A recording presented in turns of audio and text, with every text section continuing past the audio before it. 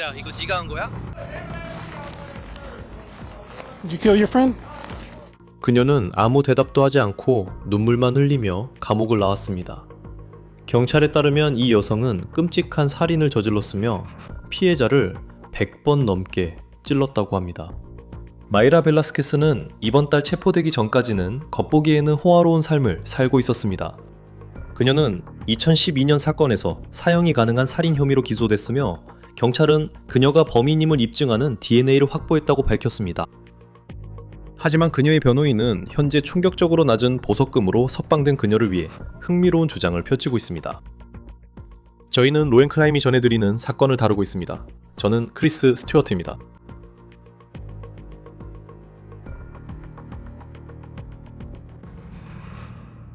경찰이 2012년으로 거슬러 올라가는 미제 사건에서 한 여성을 100번 넘게 찔러 숨지게 한 범인을 찾았다고 발표했던 것을 기억하실지도 모릅니다. 14년 동안 정의를 기다려온 피해자 가족에게 마침표를 찍어주는 것이 어떤 의미인지 묻자 감정이 북받쳐 눈물을 흘린 형사가 있었습니다. 하지만 솔직히 말해서 그것은 이야기의 한쪽 면일 뿐입니다. 다른 한쪽은 무엇일까요? 피고인의 입장은 어떨까요?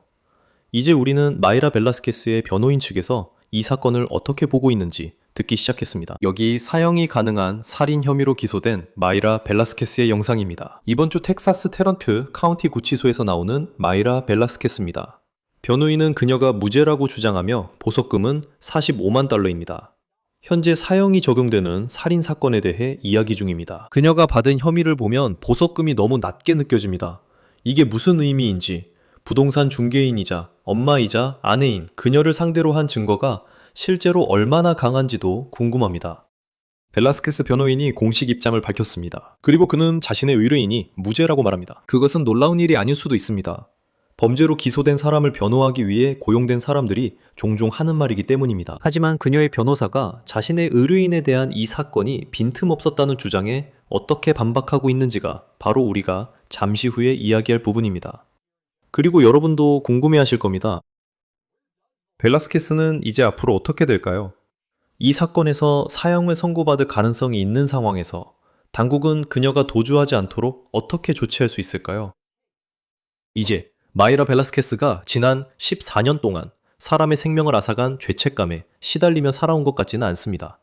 물론 소셜미디어는 누군가의 삶을 아주 일부분만 보여줄 뿐이죠.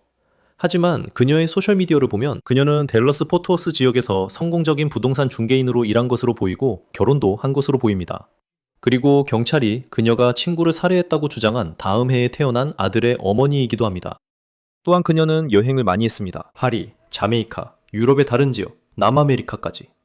그러니까 그녀는 가족과 함께 정말 꿈같은 삶을 살고 있었던 것처럼 보입니다.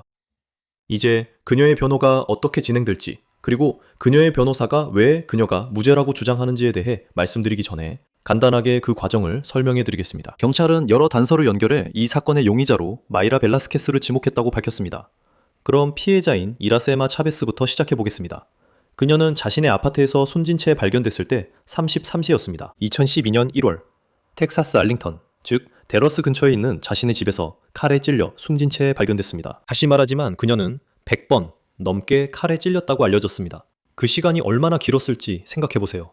다소 음산하게 들릴 수 있습니다. 하지만 실제로 그런 일을 하는데 얼마나 오랜 시간이 걸렸을지 생각해보세요. 정말 끔찍합니다.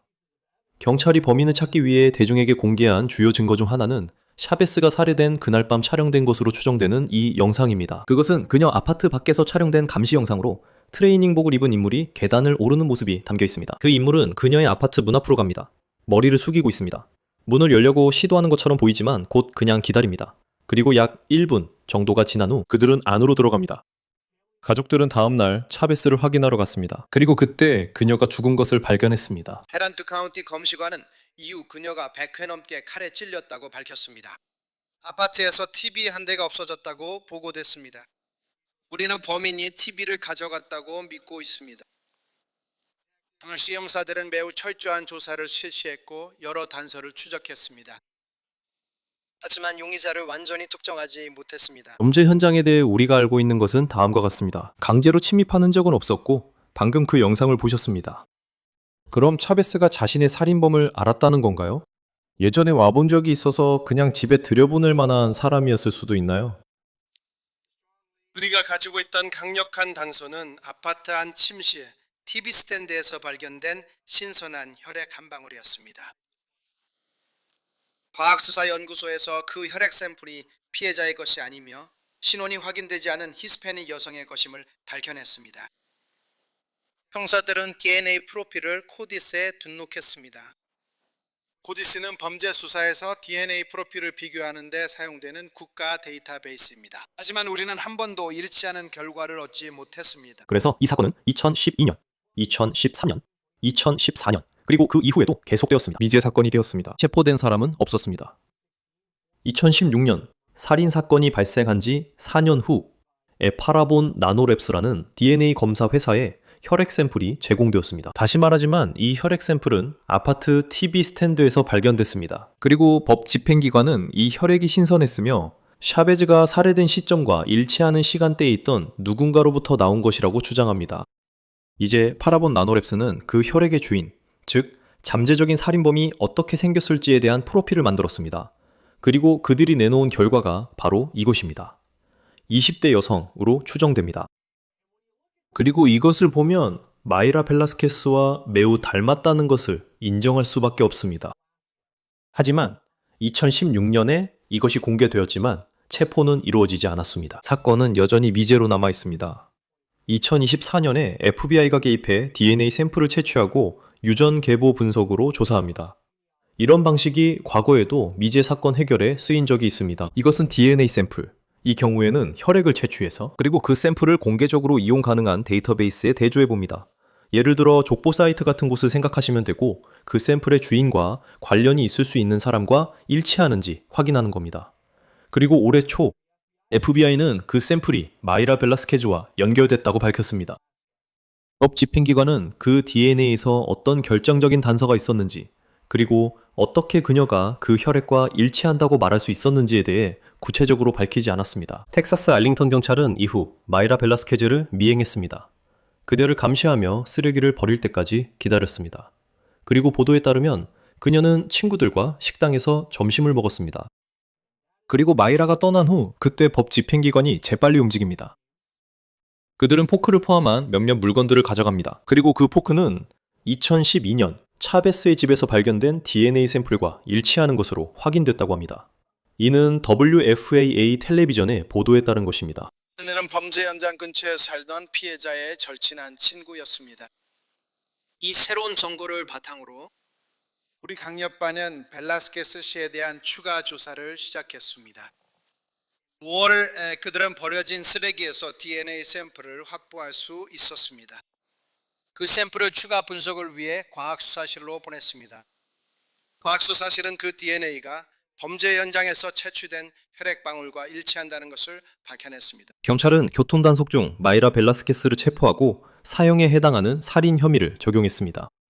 이제 DNA 연관성에 더해 경찰은 피해자의 휴대전화가 두 사람의 관계에 대한 단서를 제공했다고 말합니다. 경찰은 두 사람이 가까운 친구였다는 것 외엔 관계에 대해 추가로 밝히지 않았습니다. 경찰은 벨라스케스가 이전에도 차베스의 아파트에 방문한 적이 있다고 말합니다.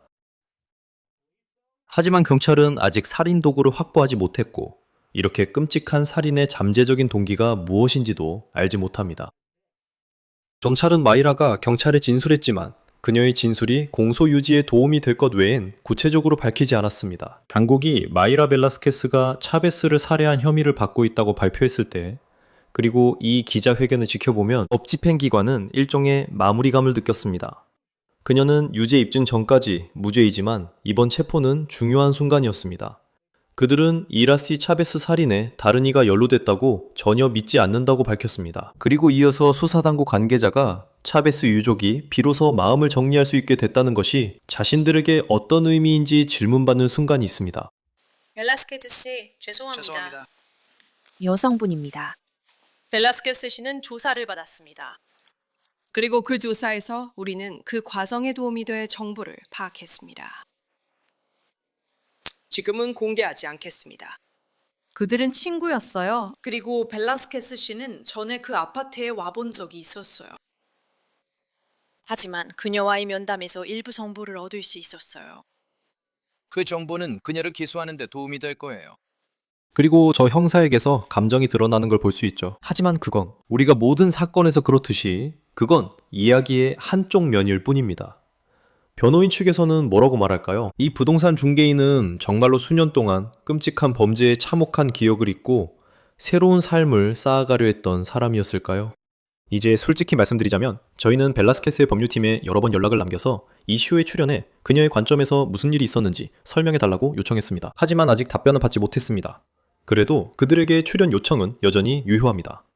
그녀의 변호사인 프랭크 셀러스는 댈러스의 CBS TV 방송국과 인터뷰를 했고 자신의 의뢰인인 마이라 벨라스케스는 왜 자신이 살인 혐의로 기소됐는지 혼란스러워하고 있다고 말했습니다. 그녀는 지금 완전히 마비된 것 같습니다. 오늘 아침에 그녀를 만나러 갔는데 그녀는 왜 이게 사형이 가능한 살인죄인지 물었습니다. TV가 도난당했다는 이유로 그렇게 된 거라고 들었을 때 그녀는 충격을 받았습니다. 제 생각에 그녀는 내가 TV를 왜 원하겠어요? 라고 했습니다. 참고로 TV는 2012년 차베스의 아파트에서 사라진 물건입니다. 그리고 셀러스도 이 영상, 즉 차베스가 살해된 그날 밤 누군가가 계단을 올라가서 차베스의 아파트로 들어가는 그 영상을 겨냥하는 것처럼 보입니다. 그는 이렇게 말했습니다. 인용하자면 영상에서 우리가 본 그 사람이 아파트에 들어간 지 10분 후에 감시가 끊깁니다. 그래서 제가 생각하기에 가장 가능성 높은 결론은 감시를 끄는 사람이 살인을 저질렀을 가능성이 높다는 것입니다. 그는 또한 자신이 그 영상을 볼 때 그 계단을 올라가는 사람이 여자라기보다는 남자라고 느낀다고 했습니다. 그리고 검찰은 셀러스가 한 그 발언들에 대해 아직 언급하지 않았습니다. 하지만 셀러스는 또한 유전자 계보학과 DNA 검사로 해결된 미제 사건들에 대해 매우 흥미로운 언급을 하기도 했습니다. CBS에 따르면 이번 사건은 댈러스 포트워스 지역에서 이번 달에만 해결된 여러 미제 사건 중 하나라고 합니다. 그리고 CBS는 기사에서 벨라스케스의 변호사가 아무런 증거 없이 지역 당국이 이렇게 많은 미제 사건을 해결하는 것이 우연이라고 믿지 않는다고 주장했다고 인용했습니다. 그들은 이것이 프랭크 셀러스가 자신들에게 한 말이라고 전했습니다. 그리고 이것은 흥미롭습니다. 그리고 저는 이것에 대해 이야기하는 것이 중요하다고 생각합니다. 그는 이렇게 말했습니다. 인용하자면 지난 3, 4주 동안 미제 사건이 해결됐다는 미제 사건 해결 관련 보도가 많이 나온 것은 확실히 누군가가 조직적으로 노력한 결과처럼 보입니다. 그리고 이것도 그 일원으로 걸려든 사건 중 하나입니다. 아마도 이런 사건들을 모아서 미제 사건을 해결하려는 어떤 정부 보조금이 있었던 것 같습니다. 그리고 셀러스도 보석금을 45만 달러로 책정해달라고 요청했다고 말했습니다. 그리고 그는 검찰이 이에 반대하지 않았다고 말했습니다. 그리고 그게 바로 판사가 정한 보석금인데 벨라스케스가 낼 수 있었던 금액입니다. 그리고 이제 그녀는 사형이 가능한 살인 혐의로 기소됐지만 감옥에서 풀려났습니다. 보도에 따르면 그녀의 보석 조건으로 GPS 위치 추적 장치를 착용해야 하고 테런트 카운티나 댈러스 카운티를 벗어날 수 없습니다. 이제 이에 대해 더 말씀해 주실 분을 모셨습니다. 형사 변호사이자 전 검사 사파 로빈슨 페레이라입니다. 로앤크라임에 늘 함께해 주셔서 감사합니다. 사형에 해당하는 살인 혐의를 받는 용의자의 보석금이 45만 달러로 책정되고 그녀가 보석금을 내고 풀려난 것을 보며 이런 결정이 이 사건에 대해 무엇을 의미한다고 생각하시나요? 이 혐의의 보석금이 50만 달러 미만인 것에 대해 어떻게 생각하세요? 다른 많은 사형에 해당하는 살인 사건들과 비교했을 때 그녀의 보석금이 상당히 낮게 책정된 것은 확실히 흥미로운 점입니다. 그런 사건들에서는 피고인이 혐의의 심각성과 지역사회에 대한 위험 때문에 보석 없이 구금되고 석방되지 않는 경우가 많습니다. 그리고 결국 유죄 판결을 받을 경우 도주할 위험이 있기 때문이기도 합니다. 그래서 법원은 유죄 판결을 받을 가능성이 있는 살인 혐의자가 국외로 도주하거나 다른 사람을 해치는 상황을 원하지 않습니다. 하지만 45만 달러의 보석금과 GPS 위치 추적 장치는 일종의 타협점인 것 같습니다. 이 사건의 혐의는 약 14년 전의 일입니다. 그러니까 그 기간 동안 이 사건 피고인은 이후 생산적인 삶을 살아온 듯합니다. 그녀는 여행도 다녔고 부동산 자격증도 취득했으며 건강하고 생산적인 삶을 살아온 것으로 보입니다. 또한 그녀에게 범죄 전력이 없다는 것도 알고 있습니다. 그래서 법원은 도주 위험, 지역사회에 대한 위협 등 여러 가지 요소를 고려하게 될 것입니다. 그녀에게 범죄 전력이 있는지 여부도 고려하는데 저희는 그녀에게 범죄 전력이 없다고 생각합니다. 또한 검찰 측 주장이 얼마나 탄탄한지도 살펴볼 수 있습니다. 그리고 이 사건은 14년이나 지난 사건이기 때문에 그 부분도 확실하지 않습니다. 검찰 측 주장이 최대한 판단한지 아니면 예를 들어 1년 전에 누군가를 살해한 혐의를 받는 사람처럼 새롭게 확보된 증거가 있는 경우와는 다르게 볼 수 있습니다. 이 사건은 신속하게 확보된 증거가 있는 경우와 다릅니다. 그래서 판사님께서 절충안을 내신 것 같습니다. 그녀가 전자감독 조건으로 보석을 허락받았습니다. 왜냐하면 그녀의 체포가 발표됐을 때 기자회견이 있었고 FBI와 현지 당국도 있었습니다. 그리고 야로시마 차베스 가족에게 체포 소식을 전했을 때 감정이 북받치는 형사의 모습도 있었죠. 그러니까 그 얘기를 들으면 저도 그게 이야기의 한 면일 뿐임을 압니다. 혐의가 있다는 것도 알지만 사건이 마무리된 듯한 분위기가 있었죠. 그리고 일주일 뒤 그녀가 감옥에서 나올 줄은 전혀 예상 못했습니다. 이재 사건에 관해서라면, 그리고 우리가 많은 미제 사건이 해결되는 걸 봐왔지만 이 유전자 계보 추적이 정말로 알다시피 한때는 해결 불가능해 보였던 사건들을 푸는데 정말 큰 성공을 거두었습니다. 하지만 우리가 이야기하는 것, 즉 그 당시 수집된 증거와 이루어진 인터뷰들이 사건에 어떤 영향을 미치는지, 우리가 14년 전의 일을 이야기하고 있다는 점이 사건에 어떤 영향을 미칠까요? 그것은 분명히 사건에 영향을 줄 수 있고 오히려 긍정적으로 작용할 수도 있어요. 최근에야 누군가가 체포된 이유 중 하나는 DNA 증거가 부족했기 때문이라고 생각해요. 또는 최소한 이 유전적 DNA 증거를 검사할 수 있는 능력이 없었기 때문이에요. 결국 그 증거가 그녀가 이 사건의 용의자임을 보여주었죠. 그래서 제 생각에 많은 경우에 과학이 발전하고 법 체계가 발전하면서 더 많은 장치들이 마련되는 것 같아요. 그걸 보장하기 위해서죠. 아시다시피 DNA 검사와 다른 과학 기반 증거들이 적절하고 올바르게 제출되고 처리될 수 있도록요. 그리고 다시 한번 세상이 아시다시피 AI와 다른 모든 기술들이 발전하면서 이런 종류의 범죄를 해결하려는 움직임이 더 커지고 있어요. 하지만 제 생각에 당신이 그녀의 변호인이라면 이 증거는 2012년에 수집된 거잖아요. 그리고 그 이후로 경찰이 범죄 현장에서 증거를 수집하는 방식도 분명히 많이 달라졌을 거예요. 그러니까 당신이 변호사 입장에서 생각해 본다면요. 어떻게 공격할 수 있을까요? 예를 들어 시간대라든지, 그리고 경찰은 증거 수집 방식에 꽤 자신 있어 보이는데 변호인 입장에서는 그 부분을 어떻게 지적할 수 있을까요? 이 모든 일이 일어난 게 이렇게 오래전인데요. 맞아요. 그래서 변호사가 여기서 정말 집중할 부분 중 하나는 증거물 관리 및 인계 과정, 그리고 이 DNA 증거를 보존할 수 없었던 점이에요. 그래서 이 DNA 샘플을 누가 채취했는지, 언제 채취했는지, 몇 명의 손을 거쳤는지 알아야 해요. 보관되기 전, 검사되기 전에는 어떻게 됐는지도요. 또한 DNA 증거의 무결성에 훼손이 있었는지 확인해야 합니다. 즉, 누가 접근했는지, 어떻게 보관됐고 안전했는지 알아야 하죠. 예를 들어 냉각 보관함에 보관됐다면 온도가 적절했는지 등 결국 DNA 증거가 어떤 식으로든 변형될 수 있었는지에 영향을 줄 수 있는 모든 요소들을 확인해야 해요. 그리고 변호인은 이렇게 말할 거예요. 자, 보세요. 이 사건은 14년이나 됐어요. 당신들은 아마 증거를 제대로 확보하지 못했을 거예요. 이렇게 오래 가지고 있었잖아요. 그 DNA 증거의 무결성을 보장하기 위해 적절하게 제대로 보관되었나요? 그리고 사람들이 잘 모르는 사실은 14년이라는 시간이 굉장히 길다는 거예요. 그래서 그 증거를 확보했던 담당자들도 그 사람들도 재판에서 증언하기 위해 증인으로 불려야 해요. 그런데 안타깝게도 가끔은 사람들이 세상을 떠나기도 하죠. 만약에 그 증거 보관 과정에 있었던 누군가가 그런 상황이라면, 즉 DNA 증거를 확보했던 사람이 세상을 떠났다면 그건 분명히 정부 측 주장의 설득력과 그들이 어디까지 입증할 수 있는지에 영향을 미칠 거예요. 왜냐하면 만약 증인들이 증언할 수 없거나 부재하거나 그 당시 그 증인들에 의해 기록된 것이 없고 지금 우리 앞에서 더 이상 증언할 수 없는 상황이라면 그건 분명히 검찰에게 장애물이 될 거예요. 알다시피 저는 이 수사에 직접 관여하지 않고 밖에서 지켜보고 있는 입장이잖아요. 우리 모두 그렇고 이걸 지켜보고 있는데 많은 사건에서 보면 DNA 증거가 딱 나오면 아, 잡았다. 이런 생각이 들죠. 그렇죠. 바로 그거예요. 우리가 다른 미제 사건들이 DNA로 해결되는 걸 본 적도 있잖아요. 한 사건에서 피해자 손톱 밑 DNA가 있었던 게 기억나요. 이는 피해자의 저항을 보여줬죠. 또 다른 사건에서는 DNA가 흉기 같은 데 남아있을 수도 있죠. 이 경우에는 DNA 연관성이 증명해주는 거죠. 이 한 방울의 피가 마이라 벨라스케즈의 것일 가능성이 있다는 거죠. 그리고 경찰도 그렇게 말하고 있습니다.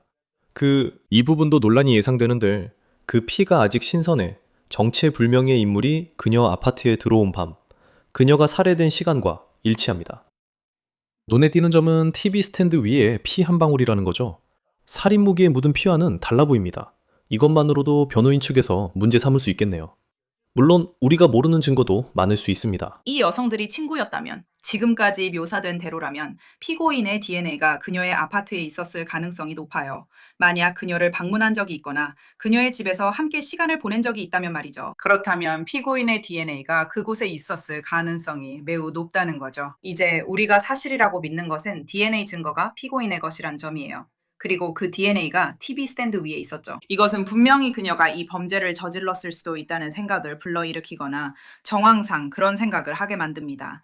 하지만 이걸로 유죄가 확실해진 걸까요? 아니요. 우리는 아직도 살인 무기를 찾지 못했어요. 우리는 동기가 무엇인지, 있었는지도 몰라요. 검찰이 동기를 꼭 입증해야 하는 건 아니지만 그래도 모든 것이 설명돼야 하잖아요. 여기서 제기된 혐의는 살인이라는 거예요. 그리고 TV를 훔친 사건이 연루되어 있었던 것 같아요. 그런 일들이 있었죠.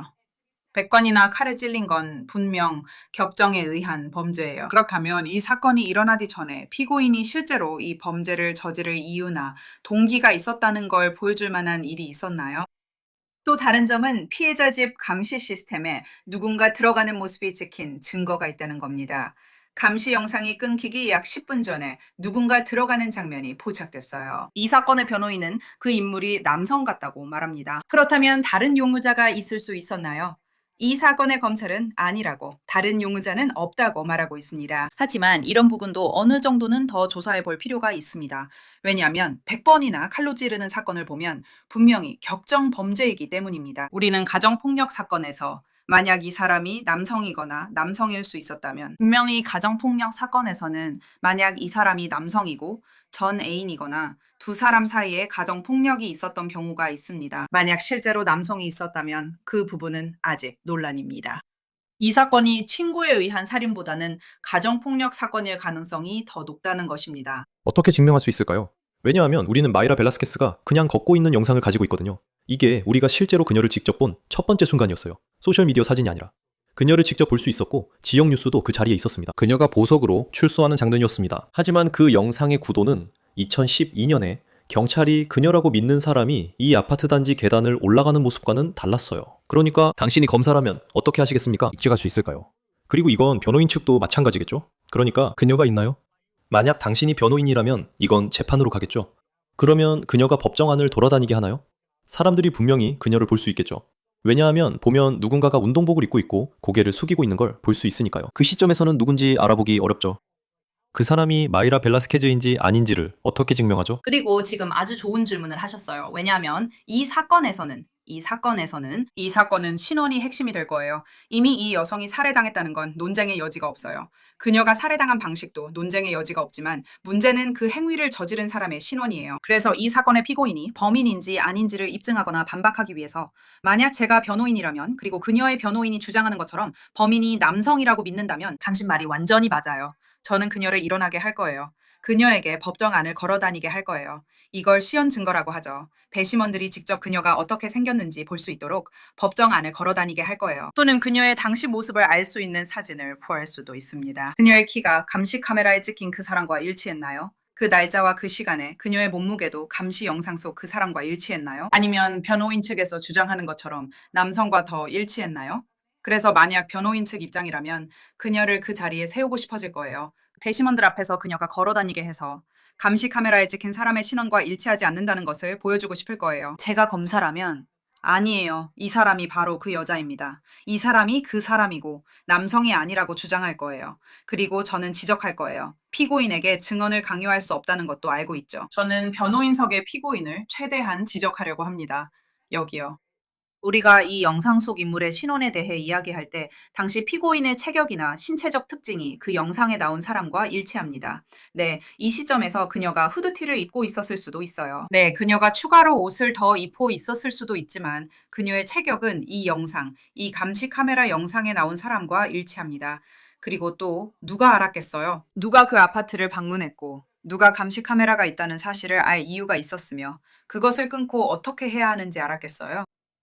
그것도 정말 좋은 지적이에요. 네, 왜냐면 저도 솔직히 그런 걸 어떻게 해야 하는지 전혀 모를 것 같거든요. 그리고 2012년 당시에는 누가 알았겠어요. 그러니까 그런 것들에 접근하는 게 그것도 사실 확실하지 않아요. 2012년으로 거슬러 올라가는 일이기도 하고 이 사건이 오랫동안 미제로 남아 있었으니까 영상이 공개됐을 수도 있다고 느껴지죠. 마이라 벨라스케즈의 변호사인 프랭크 셀러스의 흥미로운 발언이 있었어요.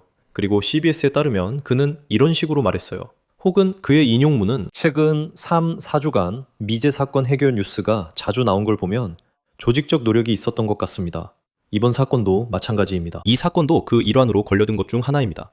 아마 이런 사건들을 모아서 미제 사건을 해결하려는 정부 보조금 같은 게 있었던 것 같아요. 그리고 알다시피 이 사건은 2012년, 2016년, 2020년, 2024년까지 거슬러 올라가는 뉴스 기사들도 찾을 수 있을 정도로 오랫동안 해결하려고 노력해왔던 사건입니다. 이런 미제 사건들이 비슷한 시기에 많이 해결되고 있는 건 우연의 일치입니다. 제 생각에 그가 아마 하려고 하는 건 지금까지 있었던 것에 도전하려는 것 같아요. 이런 미제 사건들이 결국 해결되는 게 일종의 일반적인 현상이 되어가고 있죠. 그리고 그 안에는 경찰서들도 이런 걸 해내고 싶어 하죠. DNA에 관해서라면 결국 그 질문으로 이어지죠. DNA에 관한 거예요. 그러니까 변호사 입장에서 유전자 계보 추적이든 어떤 DNA 연관성이든 그 결과에 이의를 제기하는 게 얼마나 어려운가요? 그 결과에 이의를 제기하는 건 정말 어려울 수 있어요. 그래서 결국 변호사가 시도하는 건 DNA 증거가 어떻게 보존되었는지에 대해 문제를 제기하는 거죠. 또한 검사 방식에도 이의를 제기해서 신뢰성이 부족하다고 주장할 수 있어요. 만약 이 사건이 재판까지 간다면 변호사가 언젠가는 검사의 신뢰성이 부족하다고 주장할 거라고 예상해요. DNA 샘플의 무결성이 훼손되었고 적절한 방식으로 보존되지 않았다고 말할 거예요. 검사를 수행하는 사람들의 자격에도 이의를 제기할 수 있어요. 그들이 정말로 그런 종류의 검사를 할 자격이 있는지 물을 수 있죠. 그들이 이전에 DNA를 잘못 식별했거나 DNA 샘플에서 오류가 있었던 다른 사례가 있는지도 확인해야 해요.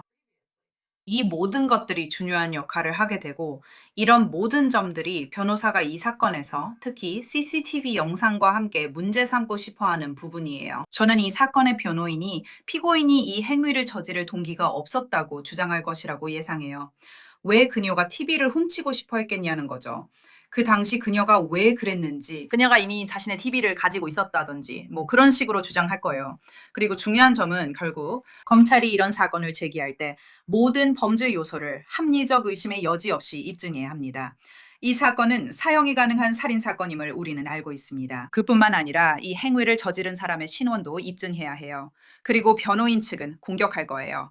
DNA만으로는 충분하지 않다고, 그들이 친구였다고, 그녀는 예전에 그곳에 있었고 DNA도 이미 있었다고 주장할 거예요. 그들이 함께 시간을 보냈으니 그렇죠. 또 이 혈흔만으로는 피고인에게 살인 유죄 판결을 내리기에 부족하다고 할 겁니다. 그리고 앞으로 어떻게 될지 지켜봐야 할 것 같아요. 왜냐면 아직도 많은 것들이 수사기관이 비밀리에 숨기고 있는 것처럼 보이거든요. 우리는 혈흔에 대해 알고 있고 휴대전화와 관련된 배경 자료가 있다는 것도 알고 있어요. 하지만 아직 공개되지 않은 무언가가 있다고 생각할 수밖에 없죠. 앞으로 어떻게 될지 지켜보겠습니다. 정말 흥미로운 사건이에요. 정말 흥미로운 사건입니다. 그리고 이 가족이 14년 동안 답을 기다려온 사건이기도 하죠. 그리고 이것이 사랑하는 사람을 데려가니가 누군지 답이 될지 지켜보겠습니다. 형사 변호사이자 전직 검사인 사파 로빈슨 페레이라 변호사님, 러앤크라임에 함께해 주셔서 감사합니다. 초대해 주셔서 감사합니다, 크리스. 러앤크라임의 온 더 케이스를 마치겠습니다. 유튜브와 스포티파이에서 구독해 주시고 피커에서도 스트리밍으로 시청하실 수 있습니다. 저는 크리스 스튜어트입니다. 다음에 뵙겠습니다.